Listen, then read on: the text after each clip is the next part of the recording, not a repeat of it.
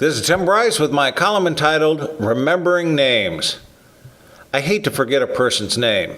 There's probably nothing more rude in business than to forget someone's name, particularly if you have had to deal with them one-on-one. Years ago, when I was just starting out in business, I met a gentleman from Worcester, Massachusetts, who attended one of our training courses in Cincinnati. He was a nice guy, and I actively worked with him during the class. 2 weeks later, we held a customer conference in French Lick, Indiana, where I happened to run into him again, this time on the golf course. My mind went totally blank as to what his name was, thus creating an awkward moment as we greeted each other. He, of course, remembered my name, but I was blocked. After some clever maneuvering, I finally got him to say his name, which I instantly recognized. However, to make matters worse, I mispronounced the name of the town he is from, which, if you are not from Massachusetts, is easy to butcher. Look up Worcester in the dictionary, and you'll see what I mean. All in all, I didn't score well in front of my customer that day. Consequently, I was determined not to let this happen again. Following this episode, I started to take introductions more seriously and made a concerted effort to learn a person's name, how they like to be addressed, where he or she was from, and their interest. At the time, I developed a Rolodex file with this information printed on it. If I had to leave my office and visit customers on their premises, I would be sure to take pertinent cards from the file with me. Today, of course, I keep everything in a personal information manager, which I can take with me anywhere on a flash drive, but the principle is still the same.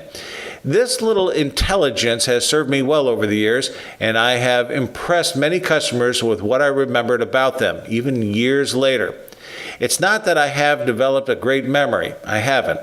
It's just that I recognize the usefulness of remembering little details about people, cataloging them either in my head or writing them down somewhere, and used it as needed to develop a good rapport with my clients.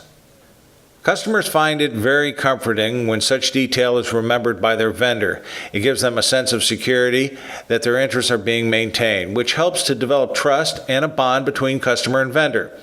These days, though, few people take the time to remember your name. As a small example, when you go to the drive-up window of a local bank, tellers are typically hospitable, but rarely do they take the time to remember your name. I hate it when they try to be pseudo-flirtatious with you when they don't know who you really are. No, it doesn't endear me to the bank. It is these little observations that go a long way. As an example, perhaps the best secretary I ever saw was a lady named Myrna who worked for an IT director in Chicago. The first time I visited the office, Myrna warmly greeted me and asked me if I wanted a cup of coffee. Saying yes, she then asked me what I wanted in it. I said cream and sugar, which she then made for me. Months later, when I returned to visit the IT director, Myrna greeted me by name and presented me with a cup of coffee with cream and sugar.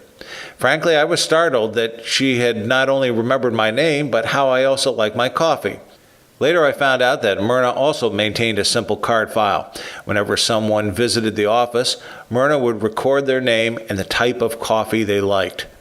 Sharp. Very sharp. It's these little details that make a difference in customer relations.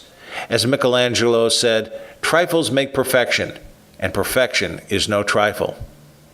As an aside, it has been many years since the incident with the customer from Worcester, Massachusetts, but to this day, I can still vividly recall his name. It's, friends, keep the faith.